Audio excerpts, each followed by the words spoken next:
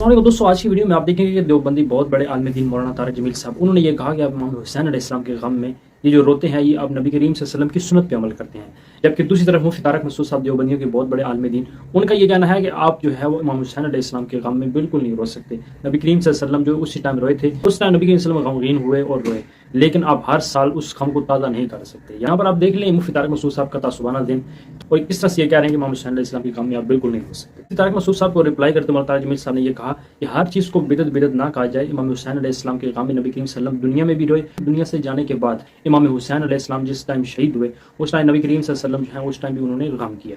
नबी करीम सल्लल्लाहु अलैहि वसल्लम के नवासे रसूल इमाम हुसैन अलैहिस्सलाम जो हैं उन्होंने हक के लिए आवाज़ उठाई और हक के लिए जान कुर्बान कर दी। उनके लिए अगर कोई भी बंदा उनकी याद में रोता है तो उसके ऊपर बिदत के फतवे लगने शुरू हो जाते हैं। सलाल करते हैं देखो गम हुसैन में रोना चाहिए, तो याद रखो नबी सल्लल्लाहु अलैहि वसल्लम को जब इत्तला मिली आपको गम हुआ आप रोए, तो जब भी कोई गम किसी को पहुंचता है उसकी आंखों से आंसू निकलना ये नेचुरल है।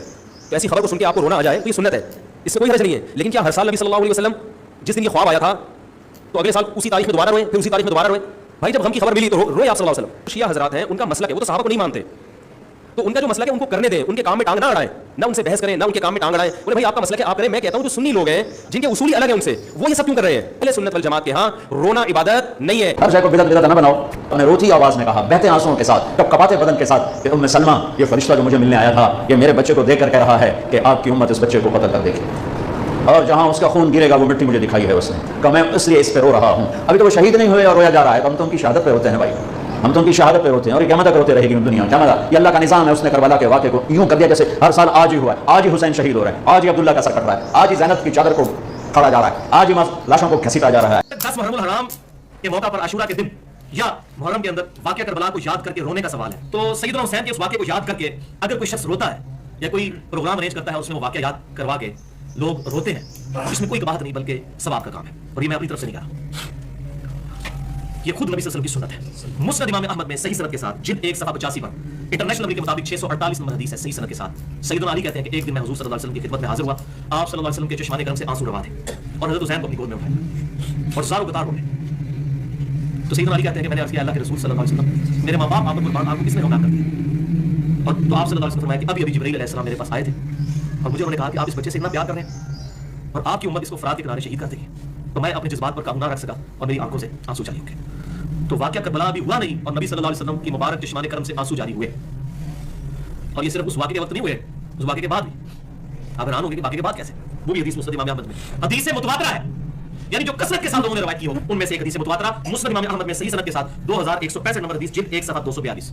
इब्न अब्बास कहते हैं कि नबी सल्लल्लाहु अलैहि वसल्लम एक दिन दोपहर के वक्त ख्वाब में मुझे मिले, बाल बिखरे हुए, जिस्म पे गद लगी हुई, परंदा हालत, आप सल्लल्लाहु अलैहि वसल्लम परेशान और हाथ में खून की एक शीशी उठाई।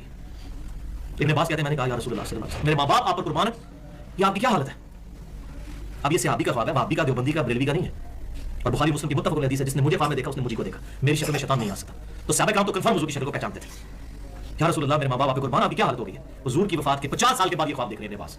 सहाबी का ख्वाब है, वहाबी का नहीं है, ये ज़हन में रखिएगा। तो नबी सल्लल्लाहु अलैहि वसल्लम ने फरमाया कि ये हुसैन और उसके साथियों का खून है, मेरे बच्चे हुसैन को उनके साथियों को शहीद कर दिया गया करबला में और मैं सुबह से उनका खून जमा कर रहा हूं। तो कहते हैं मैं कांप के उठा, मैंने वो दिन और तारीख नोट की और बाद में ज़ाहिर है कि उस वक्त ना तो जियो था, ना दुनिया टीवी था, ना इंटरनेट मोबाइल था।